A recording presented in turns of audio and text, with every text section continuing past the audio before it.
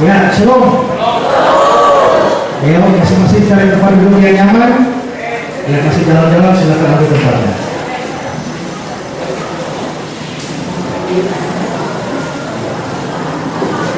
Pada sesi terakhir ini saya akan bicara satu tema hidup yang bijaksana. Ya, saudara datang dari berbagai macam tempat dan menghabiskan 3-4 hari di sini, dan diharapkan saudara pulang jadi orang yang bijaksana. Ya, pembahasan saya soal hidup yang bijaksana ini panjang, tapi saya tidak akan menyampaikan semuanya.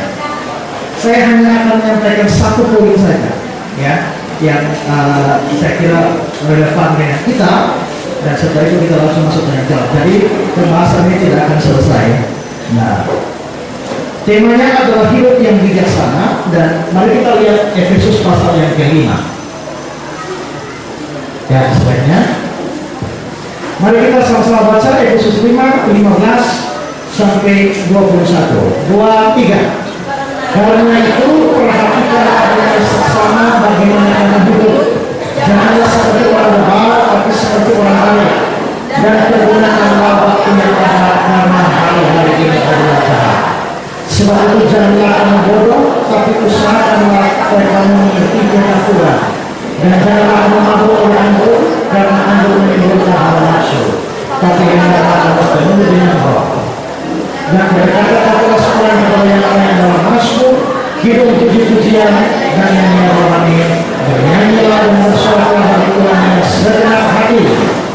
Ucaplah syukur senantiasa atas segala sesuatu dalam nama Tuhan kita Yesus Kristus kepada Allah dan Bapa kita, dan hendaklah dirimu seorang kepada yang lain di dalam nama Tuhan Kristus. Nah, ini ayatnya ada sejumlah ayat, tapi saya tidak akan bahas ayat semua ini karena saya, seperti saya bilang tadi, saya hanya akan bahas satu poin saja pada hari ini. Nah, kalau kita baca ayat kita tadi, dia bilang karena itu. Kalau saudara baca satu perikop Alkitab yang diawali dengan kata karena itu, maka saudara mesti sadar bahwa perikop itu tidak berdiri sendiri. Dia pasti berhubungan dengan bagian sebelumnya. Karena tidak bisa tahu-tahu muncul karena itu secara mendadak. Saya pergi ke pasar, ketemu saudara-saudara saya di sini. Karena itu, jadi bingung, ada apa? Ya kan? Mesti ada kasus dulu, ada masalah dulu, baru bisa muncul karena itu. Nah, teks kita mengatakan karena itu. Nah, itu berarti bahwa teks ini berhubungan dengan bagian sebelumnya. Nah, bagian sebelumnya saya melihat sampai di ayat 8 dari Efesus pasal 5. Ya, saudara lihat Efesus 5 ayat 8. Memang dahulu kamu adalah kegelapan, tapi sekarang kamu adalah terang di dalam Tuhan, sebab itu hiduplah sebagai anak-anak terang. Berarti di sini kita disebut kita ini adalah anak-anak terang. Maka kita harus hidup di dalam terang. Nah, karena kita anak-anak terang, lalu ayat 15 memberi nasihat pada kita. Next.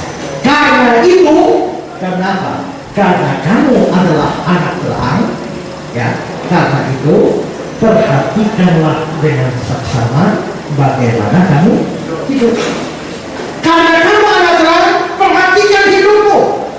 Nah, di sini Alkitab kita terjemahan baru bilang perhatikan dengan saksama bagaimana kamu hidup.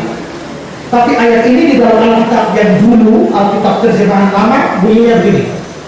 Sebab itu ingat baik-baik bagaimana kamu melakukan dirimu. Ingat baik-baik, ya. Lalu Alkitab Indonesia sehari-hari bunyinya, sebab itu perhatikan baik-baik cara hidupmu. Berarti dengar baik-baik orang muda, kamu sudah memiliki hidup. Tapi ayat ini tidak bilang hanya hidup di jalan, tapi mesti perhatikan hidupmu. Banyak orang hanya menjalani hidupnya berjalan terus, tapi tidak pernah diperhatikan hidupnya. Mereka tidak pernah sungguh-sungguh memperhatikan cara hidup mereka. Karena itu di ayat ini Paulus bilang, ya, Perhatikanlah dengan seksama bagaimana kamu hidup. Hidup itu bukan hanya soal dijalani, ya, bukan hanya soal kuantitas hidup, tapi juga kualitas hidup.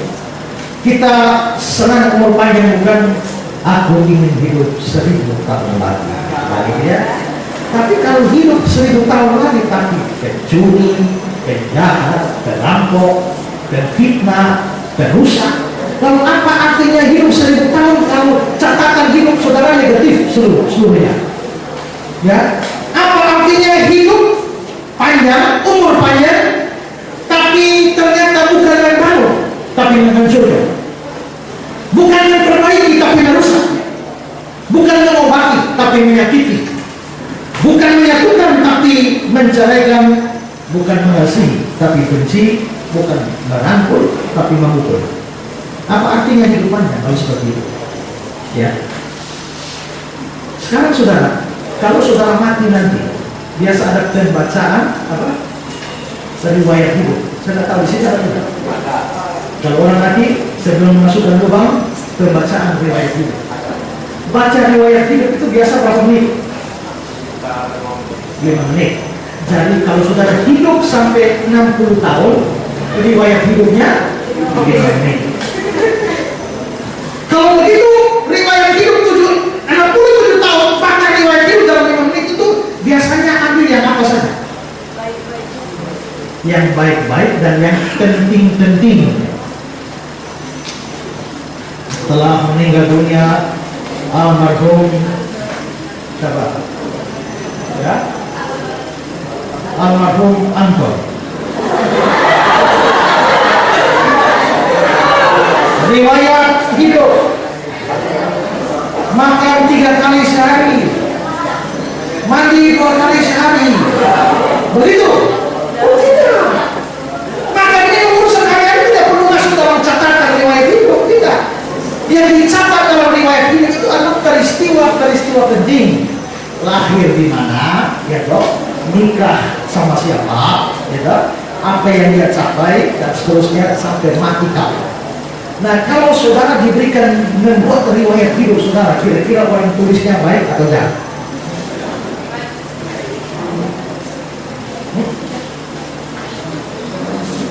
Saudara, pada tanggal 31 Desember 2008 di koran lokal NTT sana muncul satu berita, dan berita ini tentang seorang yang namanya Bernard Lawrence Meadows, dan dia diberikan gelar penipu perorangan terbesar dalam sejarah kehidupan manusia. Itu namanya Bernard Lawrence Meadows. Catatan dia adalah penipu terbesar sepanjang sejarah manusia. Nah, lalu diberikan apa ya? Saya kutip kata-kata di koran itu. Bukan saja karena dia telah mendapat gelar penipu perorangan terbesar dalam sejarah hidup manusia dengan nilai 600 triliun, tapi juga karena pribadinya yang lengkap. Uangnya 600 triliun. Terus dialah yang dalam 70 tahun sejak kelahirannya di New York memberikan contoh sempurna dalam kehidupan nyata di dunia. Pernah sangat miskin jadi penjaga pantai, pernah sangat kaya, rumah-rumahnya bernilai sekitar 600 miliar. Terus pernah sangat baik, pernah sangat jahat, pernah sangat dermawan, pernah sangat kikir, pernah memberikan keuntungan besar. Ada kliennya yang sambil tidur saja dapat untung 20 miliar per tahun. Pernah membuat kerugian besar, seorang klien kehilangan uang 5 triliun. Pernah hidup dengan kebebasan, begitu banyak rumahnya termasuk yang menghadap ke lautan bebas. Pernah dalam tahanan, sekarang ada di dalam tahanan. Pernah membuat orang yang mestinya mati itu bisa mempertahankan hidup karena dia banyak bantu rumah sakit. Pernah membuat orang bunuh diri, seorang klien yang bunuh diri minggu lalu karena tidak tahan kehilangan uang besar. Dia pernah berbohong bagaimana sebenarnya dia menjalankan bisnis ini, tapi dia juga pernah sangat jujur. Sebelum ditahan, dia membisikkan kata-kata jujur kepada stafnya mengenai bisnis jenis apa yang sebenarnya dilakukan itu. lewat kata-katanya. Ini model kongsi dengan skala besar. Berkat kejujuran ini tanpa penjelasan terbit, orang ini langsung ya. Oh, ini bisnis tanam piramid. Pernah baik, pernah jahat. Pernah selamat orang, pernah bunuh. Ya, pernah dermawan, pernah kikir. Nah itu catatannya memang begitu. Tapi ada baiknya, ada negatifnya ya. Tapi biasanya orang lebih suka ingat yang mana. Orang biasa suka ingat yang jelek ya. Makanya orang ingat adalah penipu terbesar di dalam dunia ini. Ada orang hidup panjang tapi hidup tidak berarti. Tuhan Yesus di dunia ini hidup berapa tahun? Berapa? 33,5 tahun.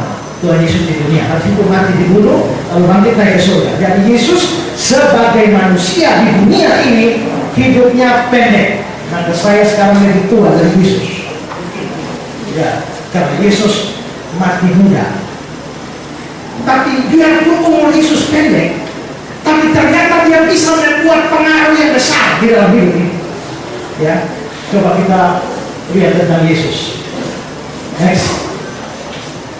Terus saya pernah membaca satu kalimat bagus tentang Yesus. Perhatikan ini. Yesus Kristus, dia tidak pernah menulis 1-2 buku pun, namun ribuan buku ditulis tentang dia. Hebatnya. Yesus pernah tulis buku? Tidak pernah. Matius tulis buku, Injil Matius, Markus tulis, Lukas tulis, Yohanes tulis, Paulus apa lagi? Tapi Yesus sendiri tidak pernah tulis buku. 1 buku pun tidak. Tapi hari ini kalau kita cari buku yang tulis tentang Yesus banyak. Saya tulis buku lebih banyak. Yesus itu tidak. Saya menulis buku kira-kira sudah 200 buku saya tulis. Banyak sekali. Tapi semuanya bicara soal Yesus, soal kebenaran. Yesus tidak tulis 1-2 buku pun, tapi ribuan buku ditulis tentang dia. Wah, luar biasa. Terus, ya. Next. Dia tidak pernah menyambung sekolah hukum, namun jutaan lagu dikarang tentang dia. Hebat ya? Yesus pernah cerita lagu? Tidak. Ya kan? Tapi ribuan lagu ditulis tentang dia. Hari ini esok pagi sampai selamanya, Yesus tidak berubah, karena selamanya. Yesus tidak berubah. Jutaan lagu dikarang tentang Yesus. Yesus sendiri tidak pernah tulis 1 lagu pun. Next. Dia bukan seorang panglima perang, namun setiap hari di bawah kolongan ini selalu saja ada orang menyerahkan diri jadi prajuritnya. Hebat ya. Maka kita orang Kristen juga menyebut diri sebagai laskar Kristus maju terus. Kita semua laskar Kristus, jadi tentaranya Kristus, tapi Kristus sendiri tidak pernah jadi panglima perang.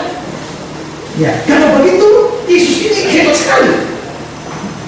Mati muda atau umur muda di dunia ini, tapi karyanya luar biasa.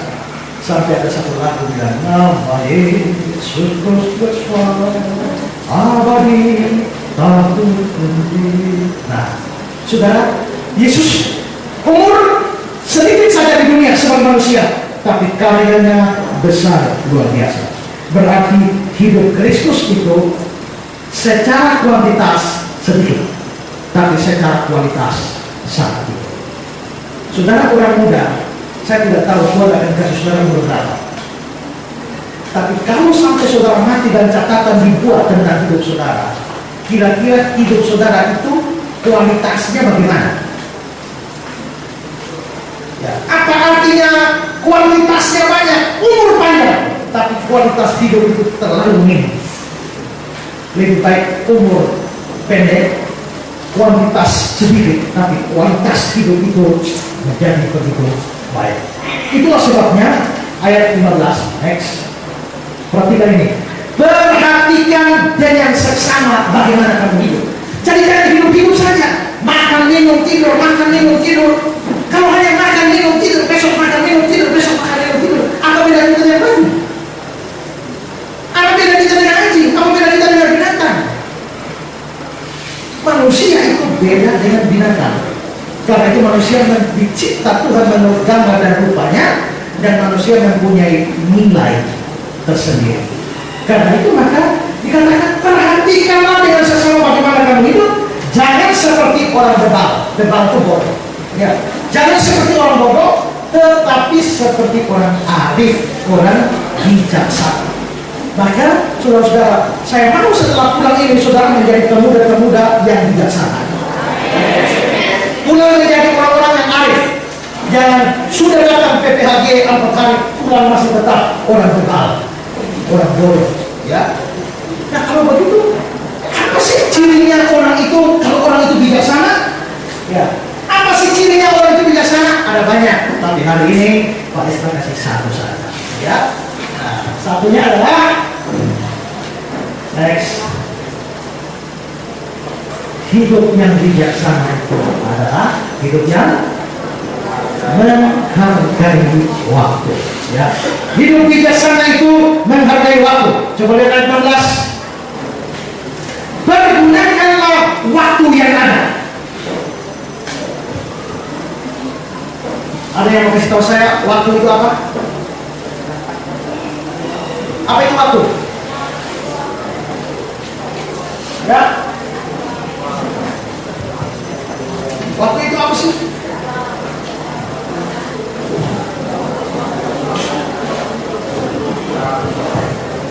Ada yang pernah lihat waktu? Ada yang pernah laba waktu? Tapi waktu ada bukan? Jadi waktu itu apa?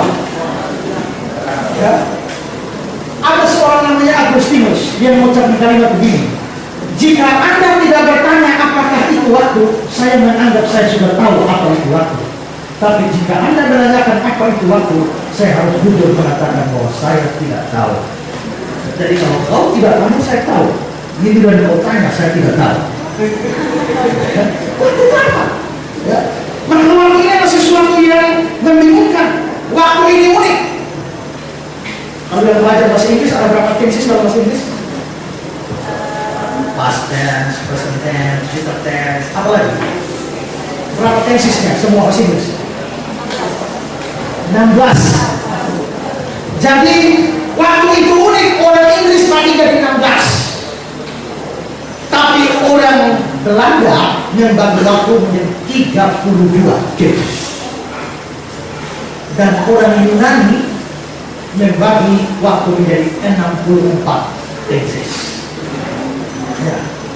Berarti waktu itu sesuatu yang unik, aneh sekali. Nah, tapi saudara-saudara, dikatakan begini, orang yang bijaksana, next, ya. Terus, orang yang bijaksana, pergunakanlah waktu yang ada. Kata pergunakan di sini di dalam Alkitab bahasa Inggris, coba lihat satu bahasa Inggrisnya. Ya, like redeeming the time. Apa itu redeeming the time? Redeem. Apa itu? Tebuslah waktumu. Jadi Alkitab Indonesia mengatakan pergunakanlah waktumu, tapi Alkitab bahasa Inggris bilang tebuslah waktumu. Tebus itu apa? Bayar. Jadi bayarlah waktumu. Maksudnya bayar apa? Begini. Saya butuh contoh satu orang. Anton, mari. Pokoknya siapa saya nama mari lah. Contoh.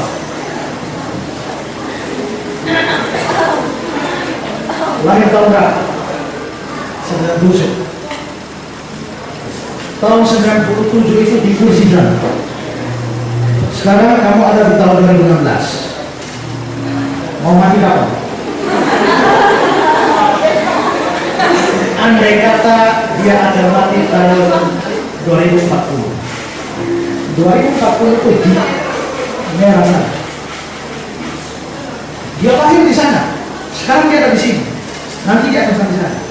Nah, Anggaplah bahwa sejak dari sini dia belum percaya Yesus. Sepanjang tahun-tahun dia hidup dalam kejahatan, mabuk, ya, nyuri, pukul orang, merampok orang dan sebagainya.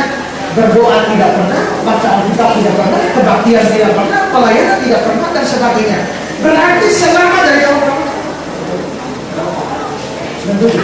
dari tahun 97 sampai 2016 dia telah membuang-buang waktunya dengan percuma.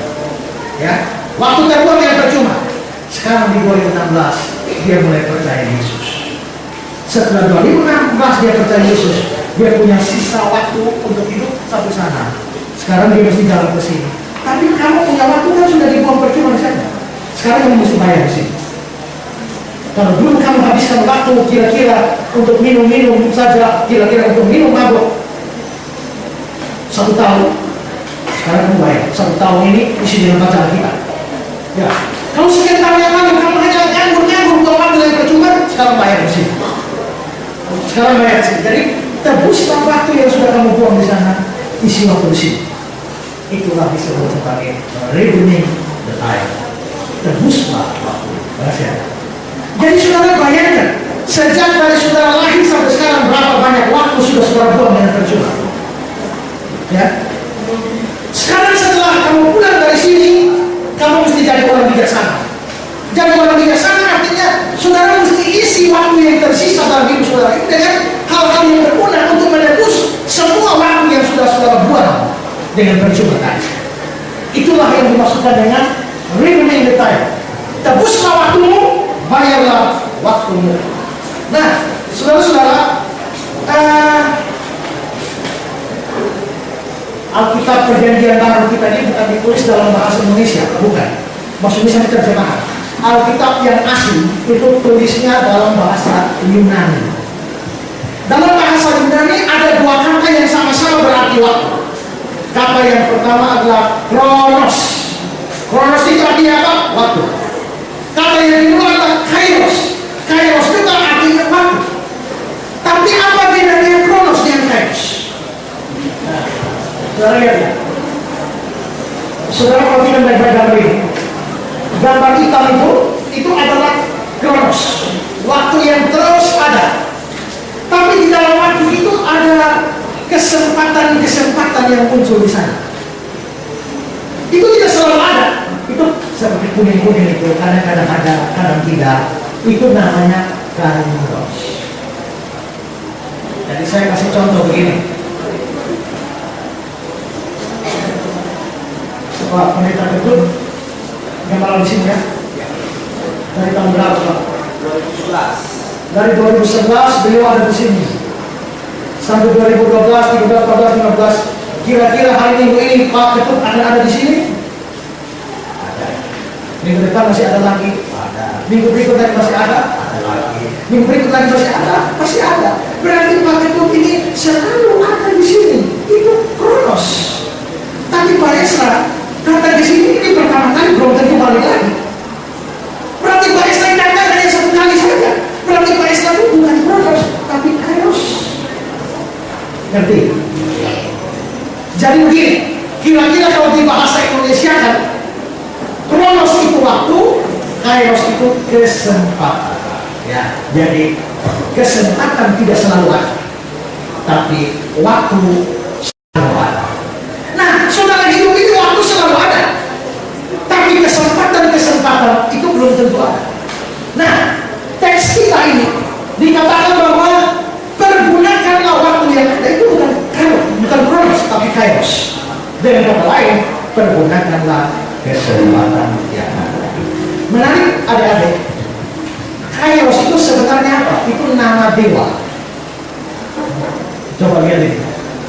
Itu dewa Yunani, namanya kairos. Coba satu gambar lagi. Apa yang cirinya dewa kairos itu?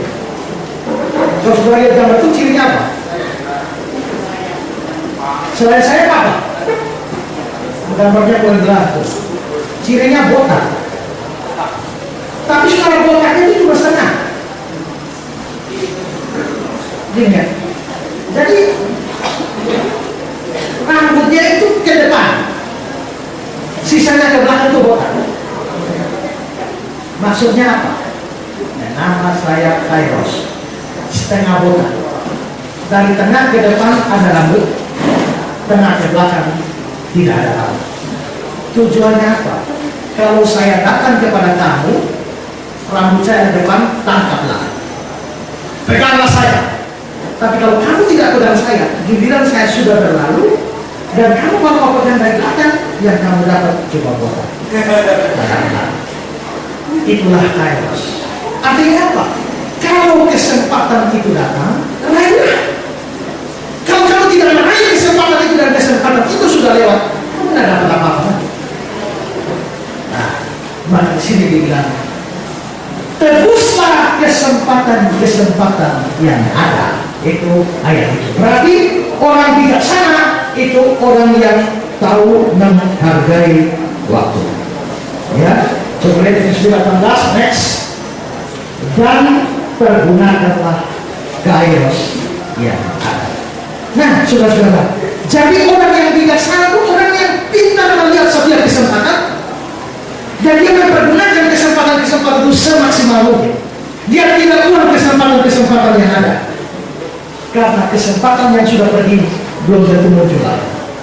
Ada seorang filsuf Yunani namanya Heraklitos. Heraklitos mengucapkan kalimat ini.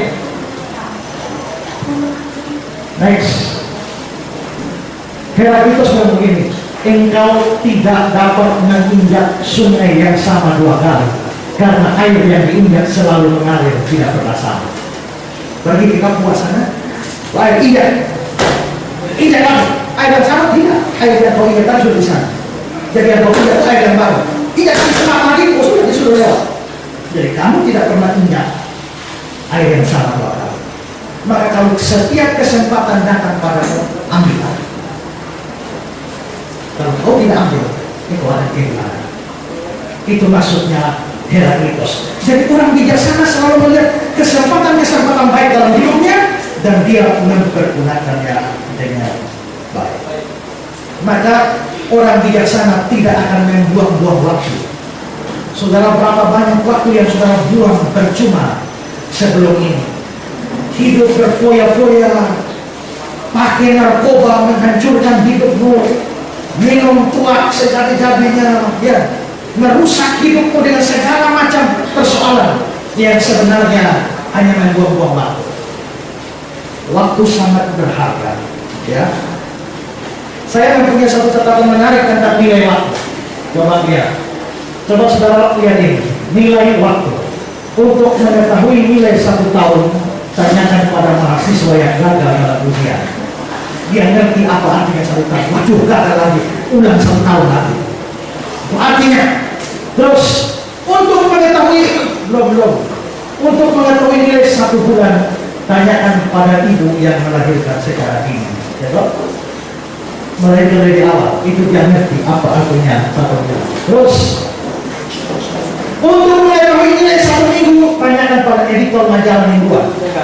Dia mesti terbit majalahnya hari Senin. Maka begitu majalahnya terbit, sisa waktu 1 minggu, apakah dia santai-santai? Tidak. Hari Selasa cari berita, hari Rabu cari berita, hari Kamis wawancara orang, hari Jumat mulai kumpul data, hari Sabtu mulai edit, hari Minggu mulai cetak, Senin terbit lagi. Hari Senin pun tidak tidur lagi, tidak cari berita lagi. Berarti 1 minggu sangat-sangat berarti bagi seorang editor majalah. Terus untuk mengetahui 1 hari, kembali untuk mengetahui nilai 1 hari, tanyakan pada guru harian yang punya 6 anak untuk diberi makan. Dia kerja 1 hari gaji harian, ada 6 anak di rumah. Kalau besok dia tidak kerja, mati semua di rumah. 1 hari sangat berarti bagi guru harian. Terus untuk mengetahui nilai 1 jam, tanyakan pada orang yang sedang menunggu kedatangan kekasihnya. 1 jam rasa lama, ya? Ya, jangankan 1 jam, 30 menit pun terasa lama. 30 menit kita habis ini, ya. Untuk mengetahui nilai 1 menit, tanyakan pada orang yang baru saja ketinggalan kereta. Aduh, 1 menit kereta sudah jalan. Coba kami jangan ngobrol.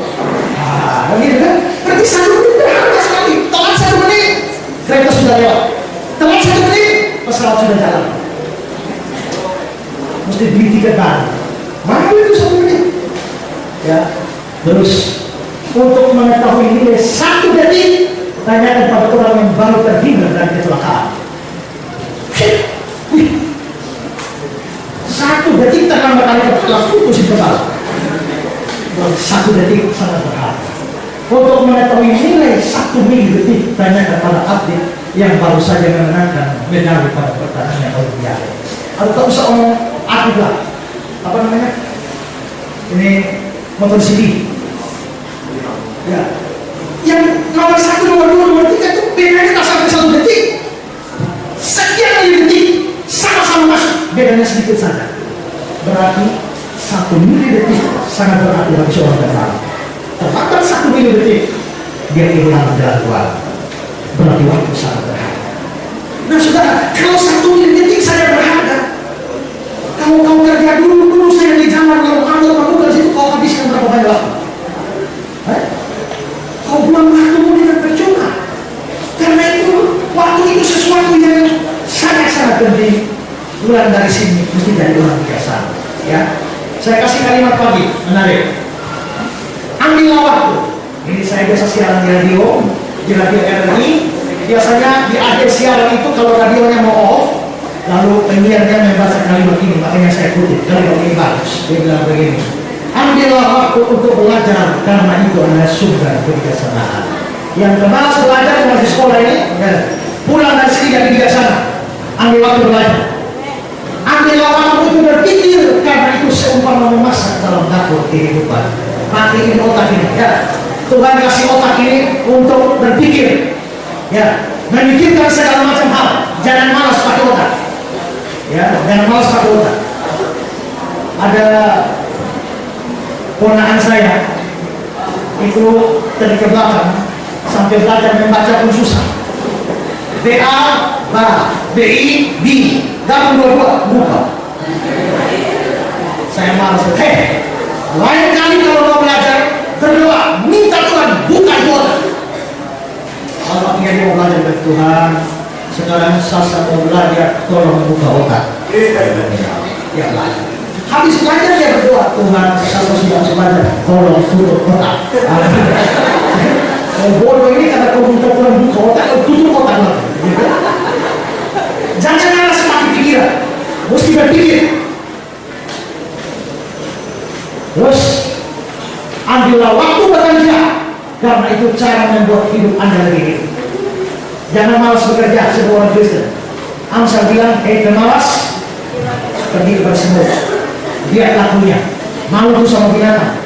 Binatang saja kerja, kau tidur saja. Paulus bilang, ya tidak kerja, tidak usah makan. Ya. Terus ambillah waktu untuk bernyanyi, karena itu adalah musik bagi jiwa Anda. Ya? Karena dia menyanyi, sekarang ini saya lihat menyanyinya senang sekali, ya. Begitu konser musik dari sana naik ke sini luar biasa. Ya, saya bukan anti lagu-lagu sekuler, tapi kalau penyanyi memang bagus, kalau nyanyi lagu-lagu rohani itu bagus. Tapi bukan berarti nyanyi lagu sekuler juga dosa, tidak. Tapi seorang anak Tuhan harus lebih suka nyanyi lagu-lagu rohani dari lagu duniawi. Ya, saya bangun pagi-pagi, mau renungan pagi. Tapi sebelumnya saya nyanyi. Aku memuji kebesaran ajaib Tuhan, ajaib Tuhan. Tetangga juga itu menyanyi pagi-pagi jam 5. Jam 5 pagi dia menyanyi. Ingin ku padamu.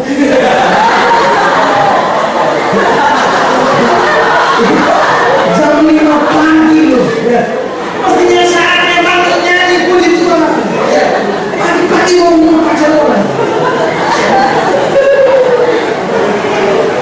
Jadi anak muda ambil waktu menyanyi, karena itu musik bagi jiwa Anda. Tapi nyanyi lagu rohani jauh lebih bagus, ya, jauh lebih bagus. Terus ambillah waktu untuk berdoa, karena itu adalah kekuatan bagi jiwa Anda. Berapa banyak yang berdoa? Ya. Siapa di sini yang makan selalu berdoa?